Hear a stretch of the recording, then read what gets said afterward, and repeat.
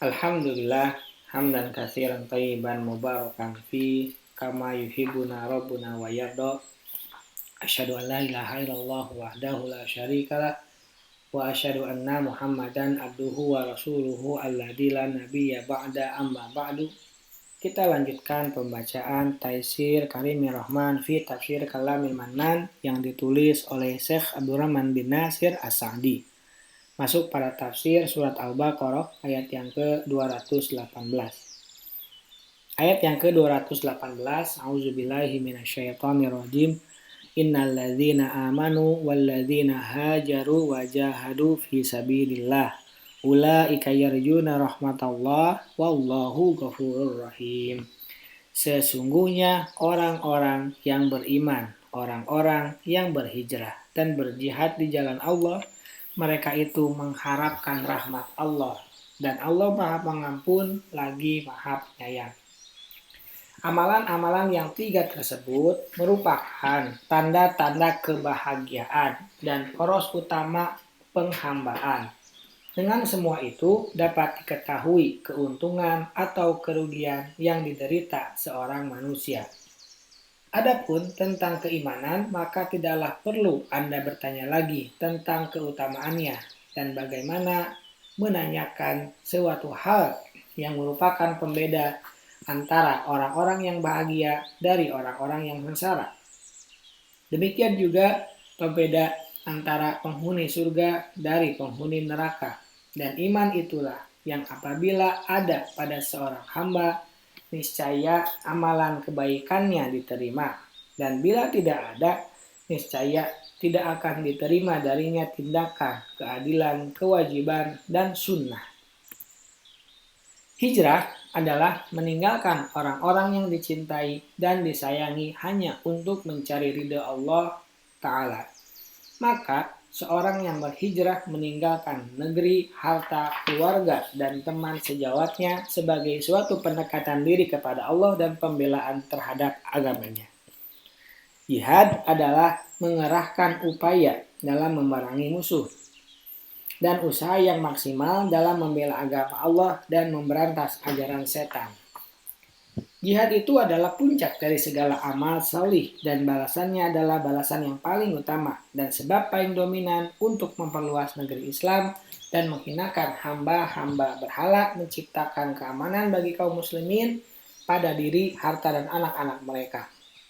Barang siapa yang menegakkan tiga perbuatan tersebut dengan menghadapi segala kesulitan dan rintangannya, maka perbuatan-perbuatan selainnya akan lebih ditegakkan dan disempurnakan. Karena itu pantaslah bagi mereka untuk menjadi orang-orang yang mengharap rahmat Allah karena mereka telah melakukan sebab yang mengharuskan adanya rahmat bagi mereka. Di sini terdapat dalil bahwasanya harapan itu tidaklah dilakukan kecuali setelah melakukan sebab-sebab kebahagiaan. Sedangkan harapan yang diiringi dengan sifat malas dan tidak melakukan sebab-sebabnya adalah merupakan kelemahan, angan-angan kosong, dan bualan. Dan itu menunjukkan lemahnya cita-cita pelakunya, kurangnya akal, sama seperti orang yang menghendaki seorang anak tanpa menikah dan mengharapkan hasil panen tanpa menanam biji dan tidak menyiramnya dan semacamnya. Dalam firman Allah, ulaika yarjuna rahmatallahi. Mereka itu mengharapkan rahmat Allah. Terkandung sebuah isyarat bahwa seorang hamba itu walaupun telah banyak melakukan amal, tidaklah baik baginya hanya bersandar pada amal-amal tersebut dan hanya berpatokan padanya. Namun seharusnya ia juga mengharap rahmat Allah, diterimanya amal-amal tersebut, ampunan bagi dosa-dosanya, dan ditutupi aib dan kekurangannya. Karena itu Allah berfirman, Wallahu ghafurun, dan Allah Maha Pengampun, artinya bagi yang bertaubat secara benar-benar, Rahimun, lagi Maha Penyayang. Rahmatnya luas melingkupi segala sesuatu, kedermawanan dan kebajikannya menyeluruh kepada setiap makhluk hidup. Di sini terdapat dalil bahwa orang yang mengerjakan amalan-amalan tersebut akan memperoleh ampunan Allah. Karena kebaikan itu akan menghapus dosa-dosa dan ia mendapatkan rahmat dari Allah. Apabila ia telah mendapatkan ampunan, niscaya ia akan terhindar dari hukuman dunia dan akhirat yang merupakan manifestasi dari dosa-dosa yang telah diampuni dan bekas-bekasnya tidak lenyap.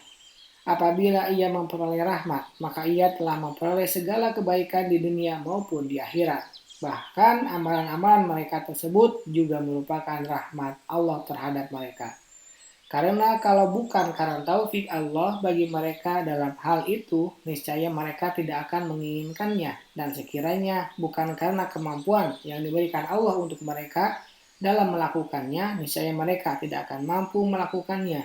Dan kalau bukan karena kebajikannya, niscaya dia tidak menyempurnakannya dan tidak menerimanya dari mereka.